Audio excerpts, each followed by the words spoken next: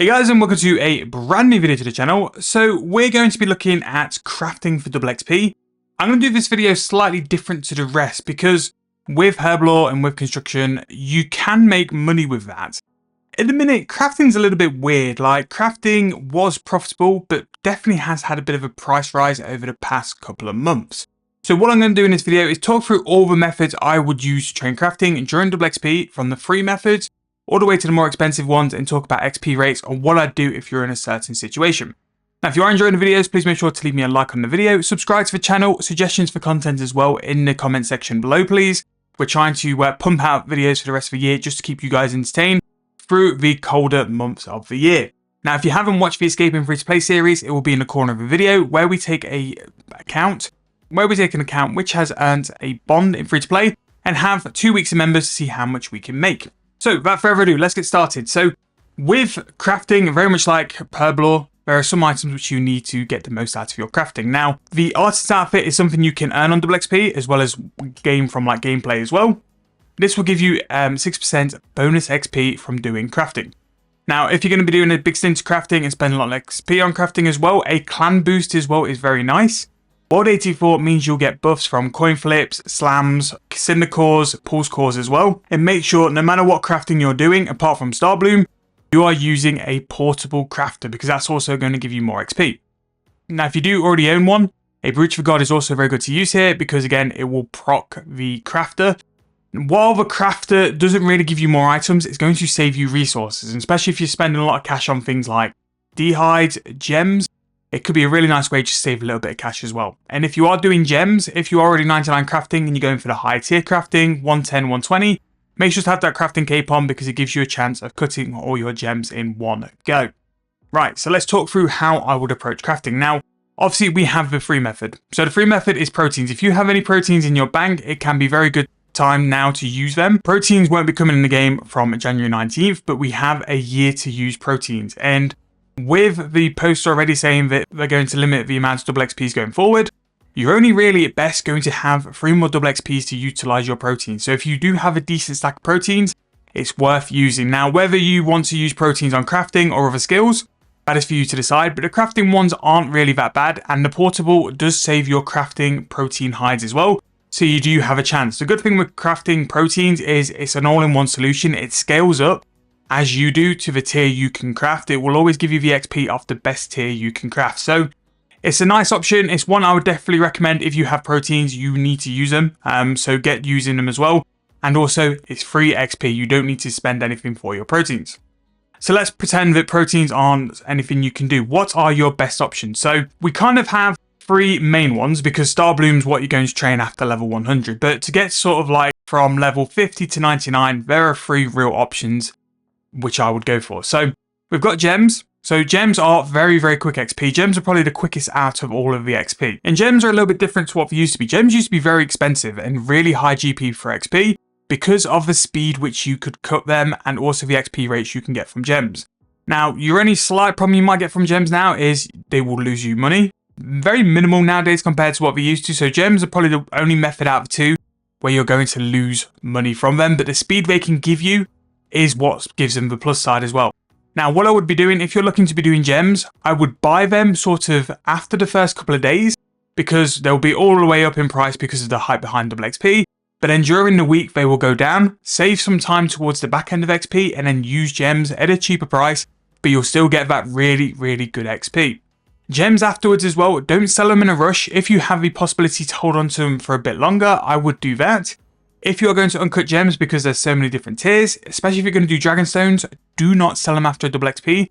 Hold on to them and then turn them into jewelry or sell them for a higher price once the price recovers after double XP, because so many people dump Dragonstones on the Grand Exchange, the price goes down so much, people buy them for a cheap price and turn them into jewelry. Either you hold on to them a little bit longer or you turn them into jewelry just to make a bit more profit. But if you turn them into jewelry, not only is it a really good AFK method, but you could also make quite a bit of profit from it.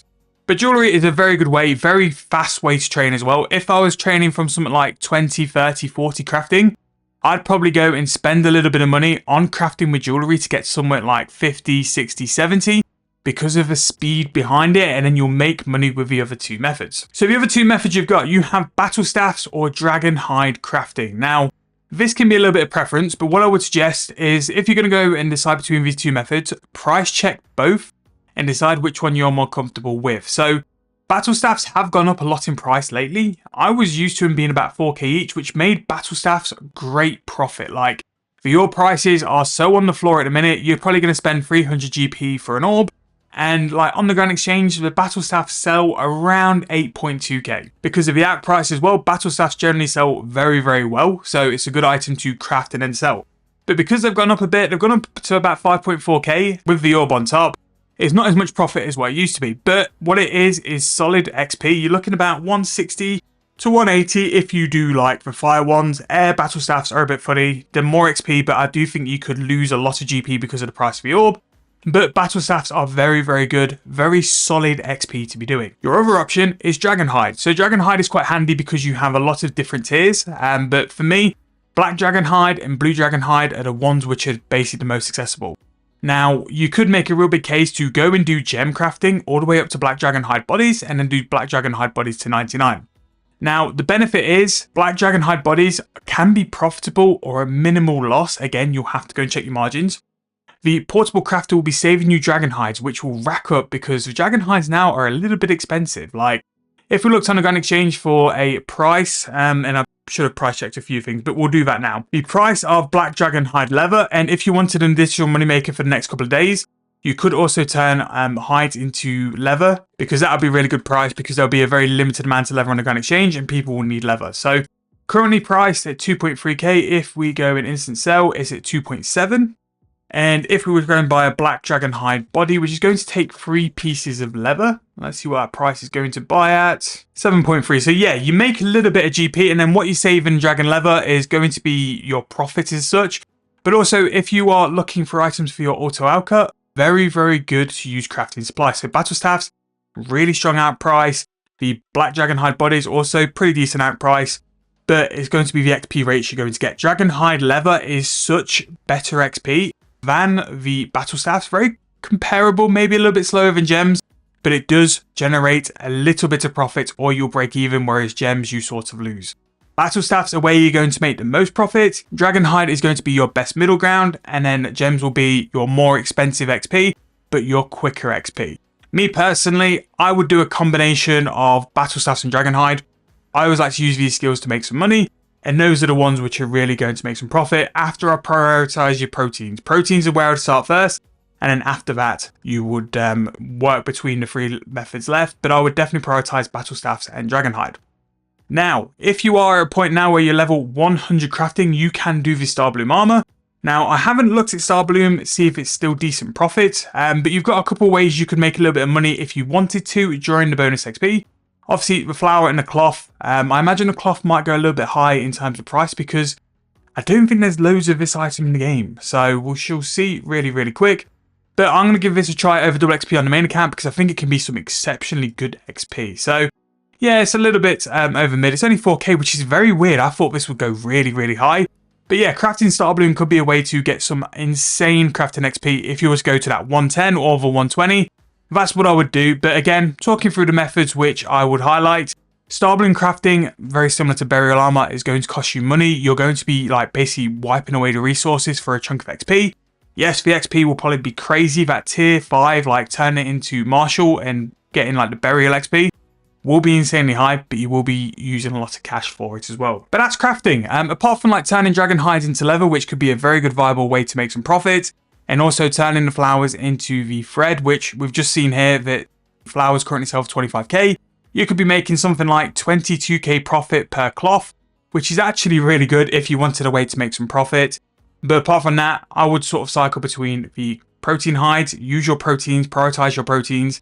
And then if you're not 100 crafting and you don't want to do Star Bloom, you can do things like battle staffs and also dragon hide as well for very, very good XP. But well, like I'd say, with any methods sort of going forward, check your margins. Once you know what you're going to be spending, you can make the decision there. Like if you're going to sort of like dump a lot of money into XP, whether you want it to be slightly slower and you lose less GP, or if you're happy to lose X amount of cash to get it even quicker, you can do that as well. But know the prices before you make the decision, rather than just picking a method. See what's there. You might get lucky and be able to buy items, for a price which is exceptionally cheap, and you can get very quick XP with a relatively low cost, or even you might make some profit as well. But those are the methods I'm going to use for crafting.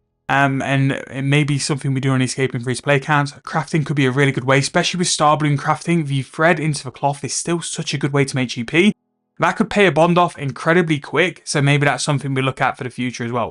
However, hope this has helped. I was looking to make it like a make profit from this skill, but crafting has kind of lost the way a little bit. So I thought I'd just do this instead on how I'd look to train it and then what I'd use as well, just in case you guys were looking for a bit of guidance, a bit of help with crafting as well. However, I do hope it's helped. If there's anything else you want me to do in terms of video, content, stuff like that, drop it in the comments below. I'll always make sure to reply to you guys. Thank you so much for watching. Hope you've enjoyed. If you are enjoying, make sure to hit that subscription button. It really, really does help me out.